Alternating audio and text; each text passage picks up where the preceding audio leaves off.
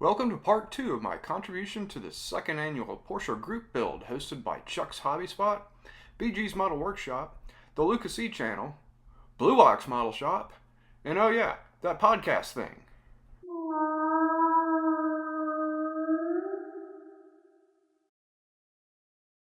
In the last installment, I showed I'm going to take this Porsche 914-6 2-in-1 and turn it into a terrifying wheel stander. I 3D printed a frame and mega-sized blown Hemi, and to my amazement, it kind of fits. There's still a lot of things needed to actually put a blown Hemi into a 914, so first let's snip the molded in dash out of the body, which should simplify things a bit down the road. One of the weird things about this body is that they chose to mold the top of the dash to the body, which isn't very prototypical. And it has a separate windshield frame that sort of fits the glass, that then doesn't really fit very well on the body, as I can't really see because I'm looking through, but you get the idea. So it kind of does something like that. And it sort of holds its place. And I haven't really decided if I'm going to use a windshield or not. You know, it's a 2-in-1. But I do know I want to paint the dash a different color, and masking that is a problem. So you can see I've kind of roughed in a line here and kind of get that started. What we're going to do is use some scribing tape and the scriber, and we will zip that out so the dash can be separate. So anyone building the Revell 914, that's something you might want to consider doing. Here we go.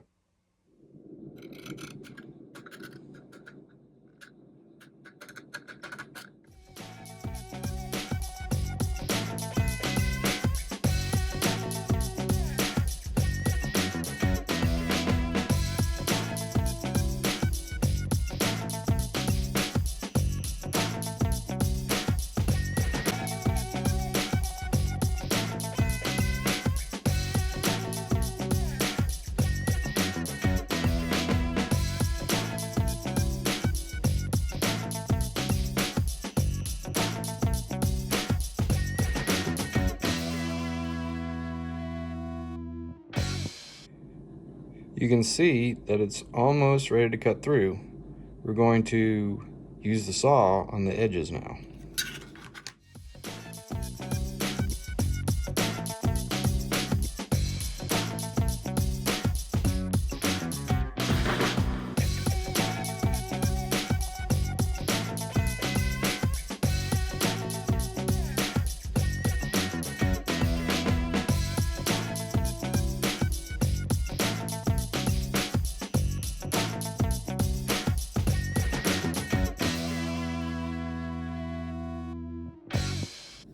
Okay, wonder if it's ready to snap out.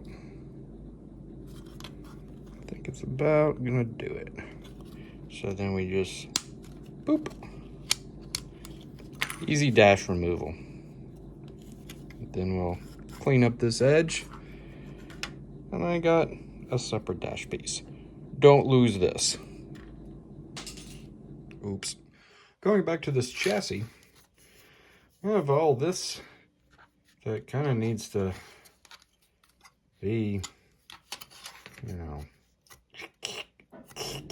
So let's go on and get that out of the way as well.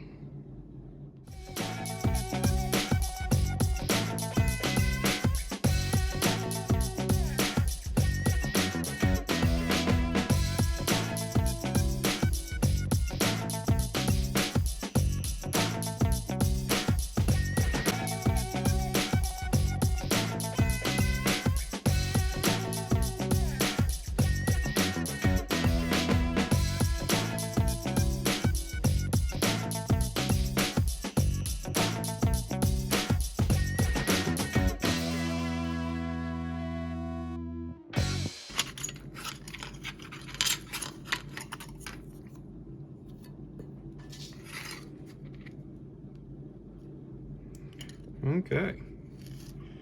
Now, I think the engine is starting to fit. See what we got kind of going on here.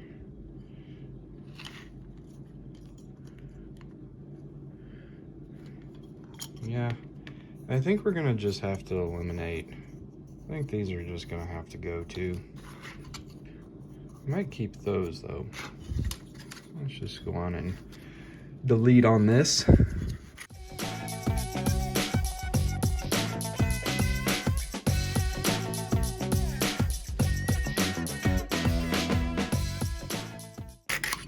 Perfect. Okay. Now, I think there's room. Yeah, it's getting there. Yeah, it's getting there.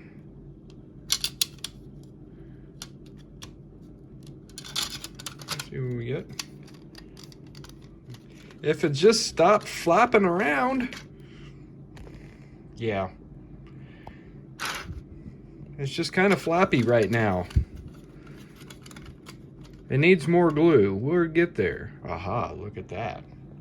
Magic. It's in there. Kind of straight. Not really. But I think we're off to a good start.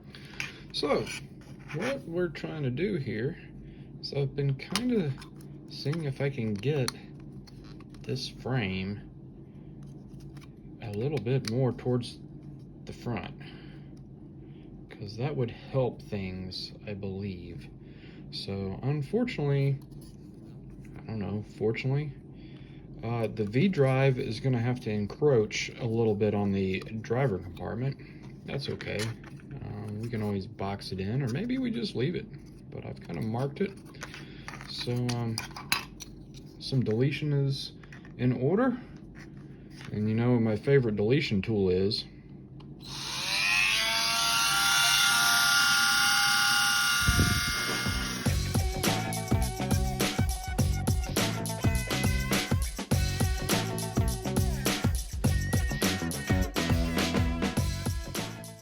Kind of like doing dental work. Get rid of the cavity. You should have flossed. Okay, that's pretty good. We've made a hole. To clean these up a bit, I kind of like these cone bits.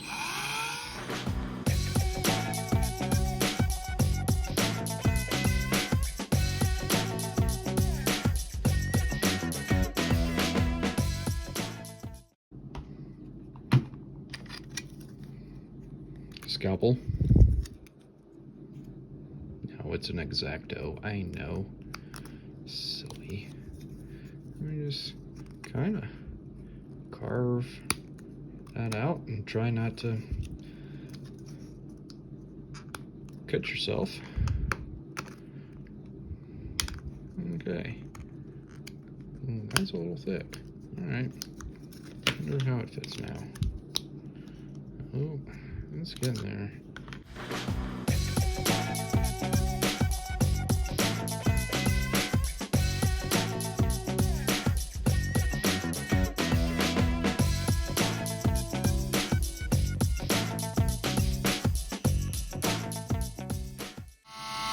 Shut up!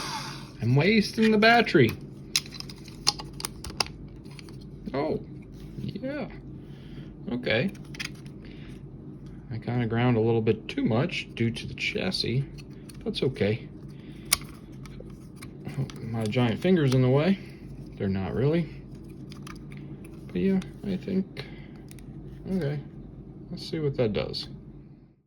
This looks like a decent stopping point.